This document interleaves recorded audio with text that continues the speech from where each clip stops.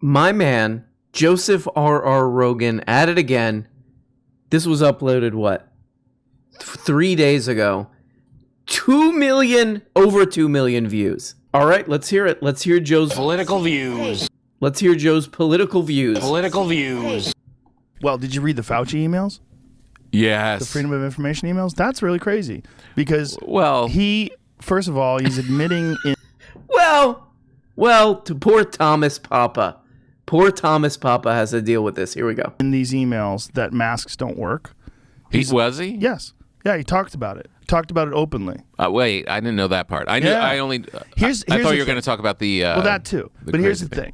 But part of the email was, part of the mask conversation with Fauci has always been that at the beginning of the pandemic, he said masks didn't work. But then he said the reason he said that is because there wasn't enough masks for first responders and hospital staff, and he wanted to make sure that the supply wasn't diminished. Right. So he said that he didn't tell the truth. Right? Okay. But in these emails, these are private emails. He's saying masks don't work. For real? Yes.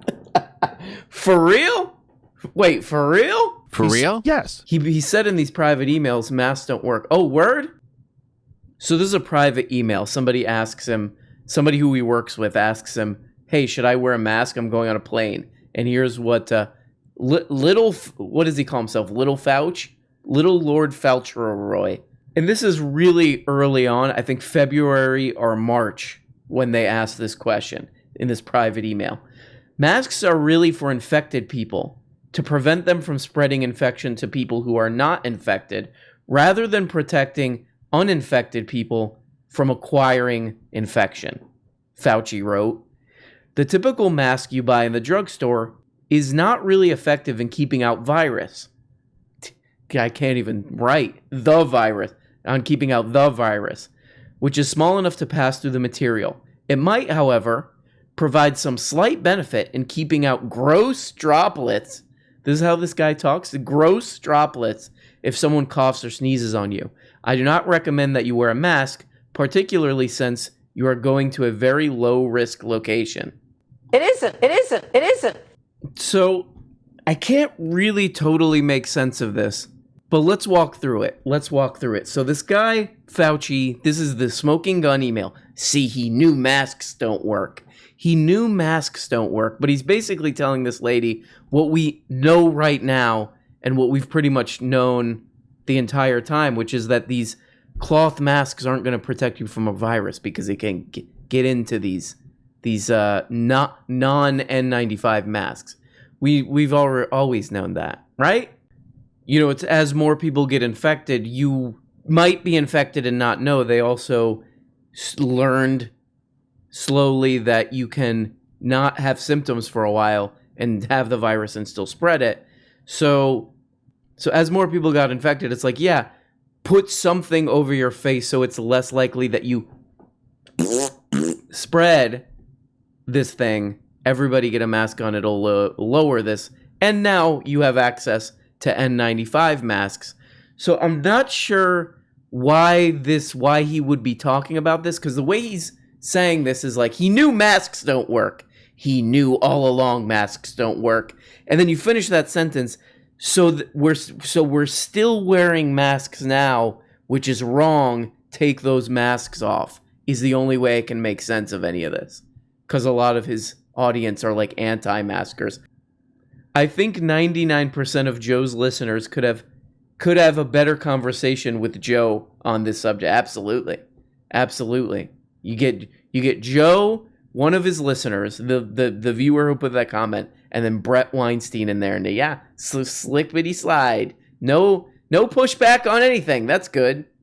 Then we get into maybe the more interesting thing, which is the Labradoodle leak situation. So we get exactly what he said. But that's not even the big part. The big part is he's talking about gain-of-function research in the Wuhan lab, and he's concerned about it and thinking whether or not they had paused that and whether they're still doing that. And he's trying to connect the gain-of-function research in the Wuhan lab with this COVID breakout and whether or not that's where it came from. Right. And why is that a big deal? Because they funded it. The NIH funded these people who funded the gain-of-function research in the Wuhan lab, which means they're responsible for funding the very research that led to this outbreak, if that's where it came from. Okay, so Joseph Rogan's audience, you guys were like, get somebody else to... This Tom Papa guy, this family comedian guy. What does Tom Papa talk about? Papa John's? Get somebody else on there who actually knows about this stuff. Well, I'm your guy then, because I've been going down a rabbit hole the past 2 days with this crap, and I really wanted to see, hit me with your best shot here. Make this case to me. And one, where I get most of my news, the New York Post, they have been hitting this really hard, so I'm like, let's hear it. Let's hear the case for what Joseph Rogan is saying, that these emails are Smoking gun. Fauci was warned that COVID-19 may have been, quote, engineered, unquote, emails show. Boy. On January 31st, 2020, these dates are important, by the way. On January 31st, 2020, more than 2 months before the WHO characterized COVID-19 as a pandemic, Fauci, and by the way, I just want to say, I'm not some defender of Fauci. He seems honestly insufferable to me. Fauci sent an email to U.S. virus researcher Christian Anderson. Very important, that name. Christian Anderson and Sir Jeremy Farrar, who runs a global health charity in Britain. Fauci forwarded them a copy of a Science magazine article. By the way, this guy's 80 years old. He's like, here's an article.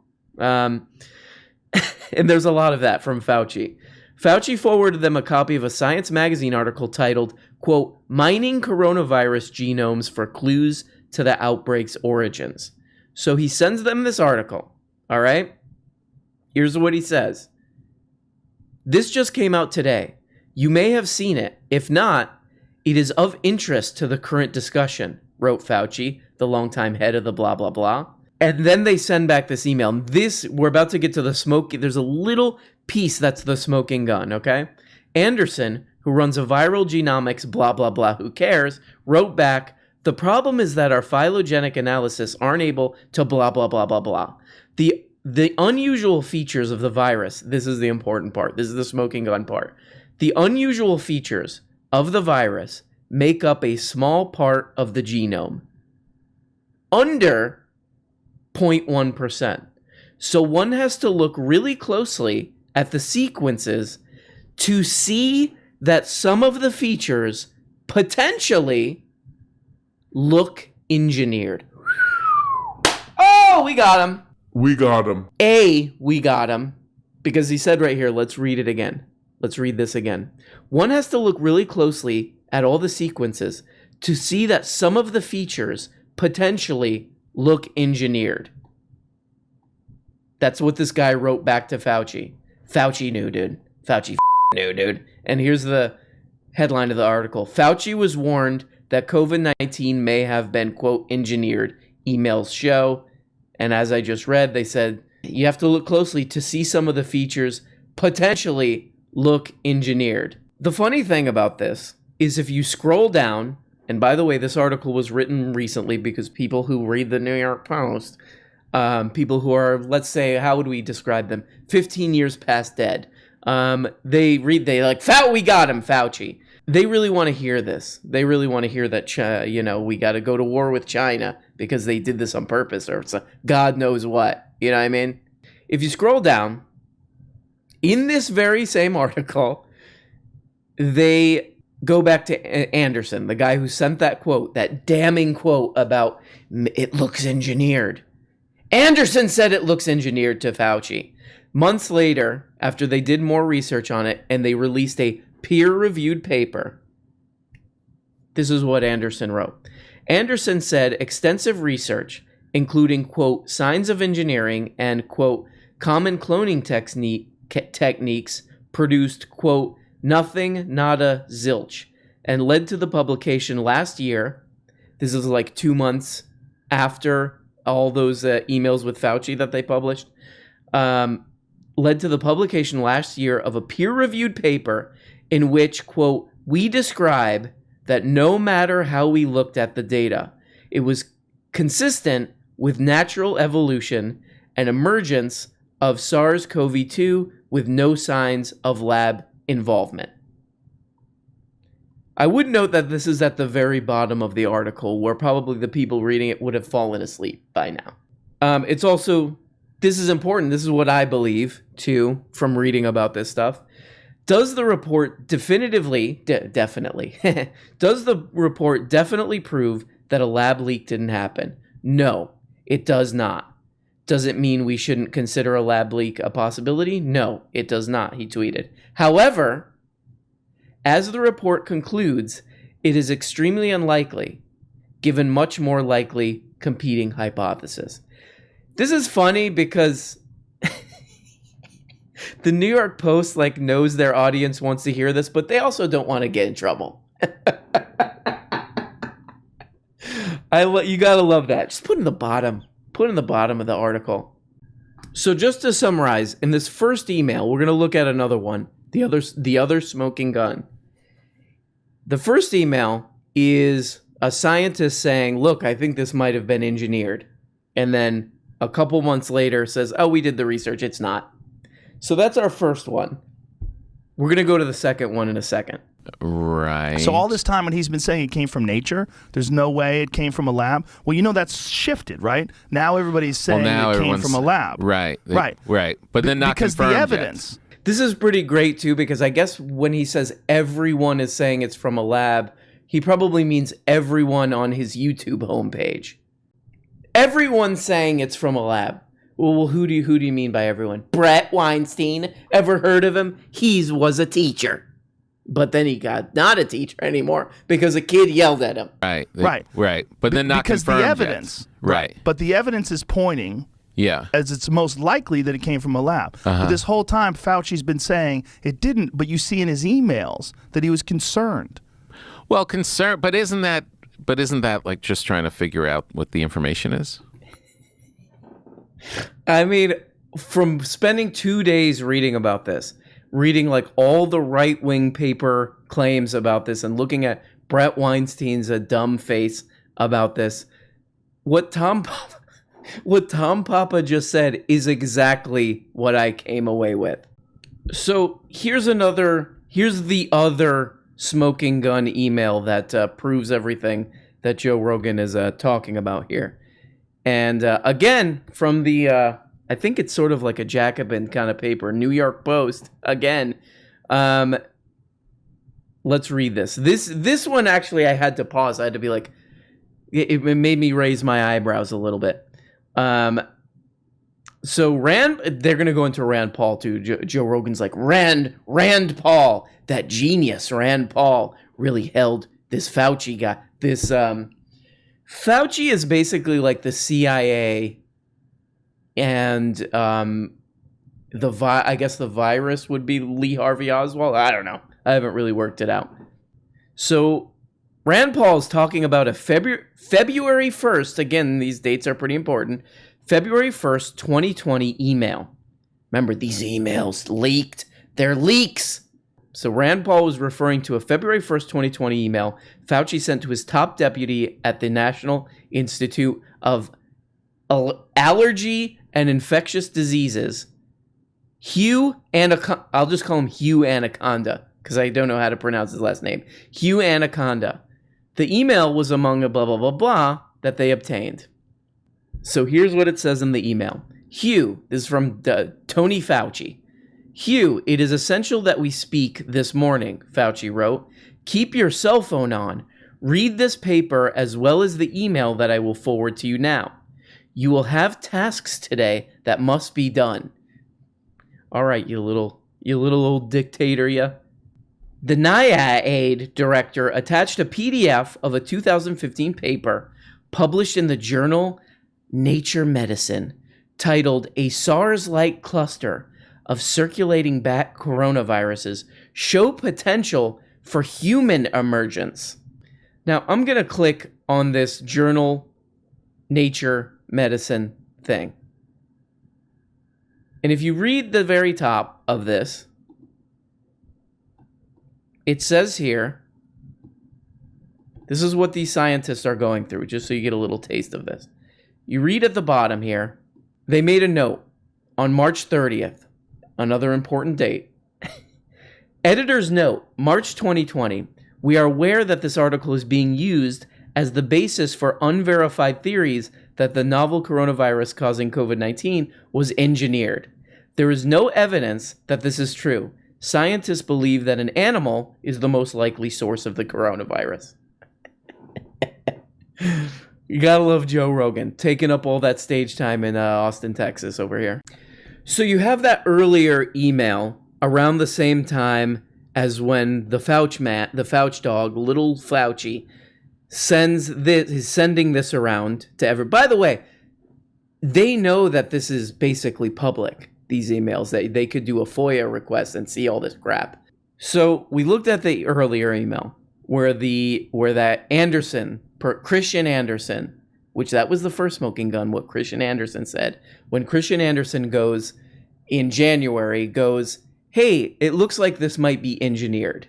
Around that same time, Fauci's sending out these papers that I guess people are interpreting as saying it's engineered. What it really looks like is they were just doing what scientists do, is to try to figure out what this thing is. You see that email from Anderson, they're like, this thing looks weird, maybe it was engineered. Fauci starts sending this stuff around, was this engineered? Look at this, read this paper. Then they do more research on it.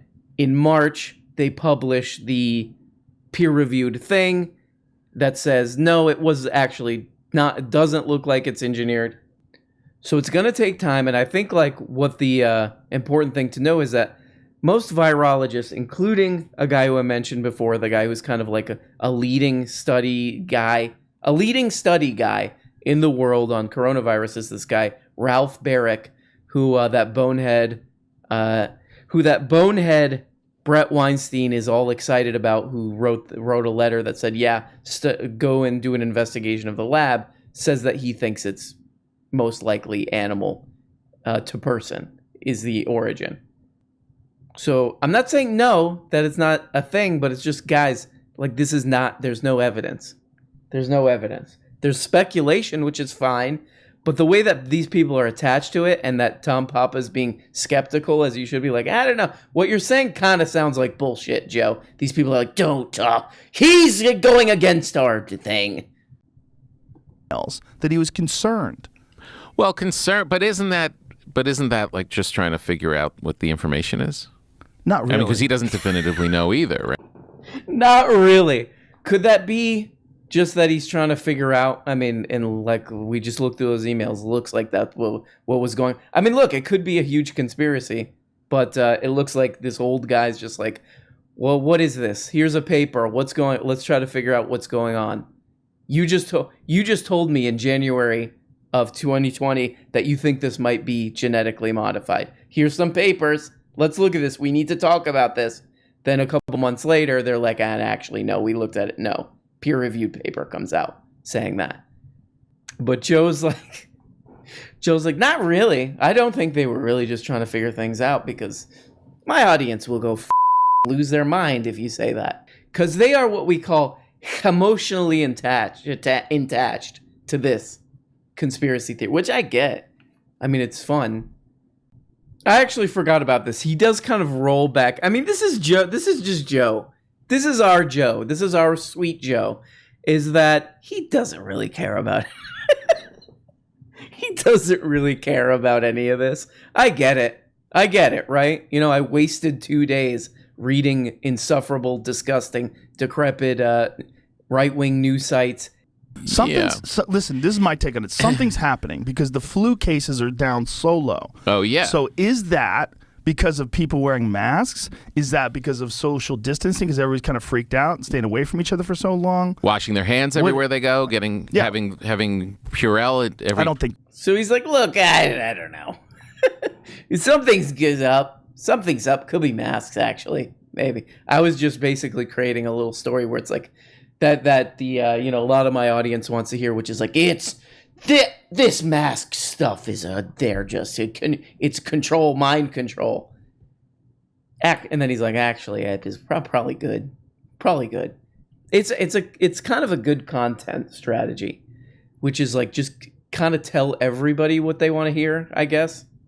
To muddle their way through the best that they can. Like what? That's not the real problem, is the mask thing. It's a small problem. The real problem is this gain of function research shit.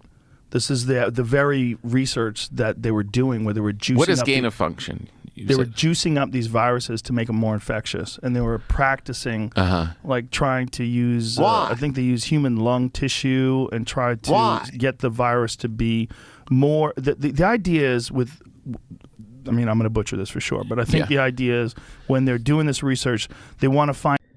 So I looked all over for this, and this is, this is an interesting part of this little hypothesis, which is they were doing gain of function research. This is very it's like science fiction. Like they created a mega, it's very click happy. It's very click friendly.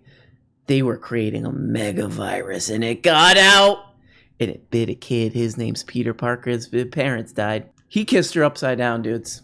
He kissed her upside down, bro. So it's good like that. And of course, this is possible, but I could not find any evidence that they were doing gain of function research at this lab. But this is one where I'm going to say, if somebody has something, please send it to me, because I could not find any kind of hard evidence that anybody's even presenting of oh yeah, we know that they're doing this kind of gain of function research at this lab. All I found is people saying, yeah, I think that they're doing it there. I think that they're doing it there. But no actual evidence, because you would have to go into the lab and look at their records and so on, etc. I love this. I mean, you're Thomas Papa. You got to go on the show. You got to go on the Joseph Rogan show, because the problem that Thomas Papa has now is that now all these people hate him because he's getting in the world. He's getting in the way of our war with China. Our war with a country that basically every company is went over there to exploit labor from. Now we got to go to war. This sounds like a weird, I don't know. I like it, Rogan. But Thomas Papa, he's a little bit like, what?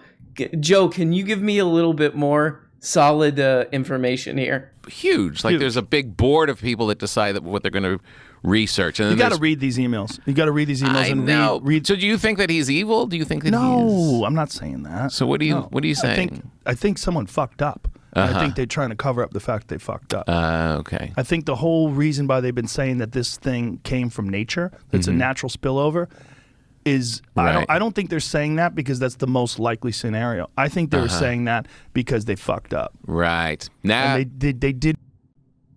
So I mean, it's a fun hypothesis, and it could be possible. Again, we don't know. We don't know where this thing came from. That's the real honest conclusion, that life is a little bit more complicated sometimes, and they don't know. Could be the case that this is what Joe Rogan's telling us, is that there's a huge cover-up with Fauci, this guy Fauci, and all the other scientists who peer-reviewed that paper that we looked at, and those scientists themselves who were told when they started talking about this, no, you have to do a different conclusion because someone in China messed up and it got loose, and we know that for sure. And all these other scientists, the main coronavirus guy in the world, Ralph Barrick, who says, yeah, go study it, but I still think it came from an animal and went to a human. He's also part of it because they said to him, you better shut up because of this. And the biggest problem is that there's literally zero evidence for this they messed up and they're covering it up thing. I mean, what he's really saying is, I think that this happened because I like movies. And I agree with that. I like movies too.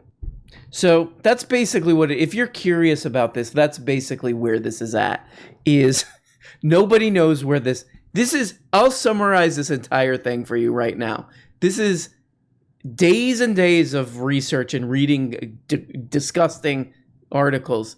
This is what the truth is. No one knows where this came from.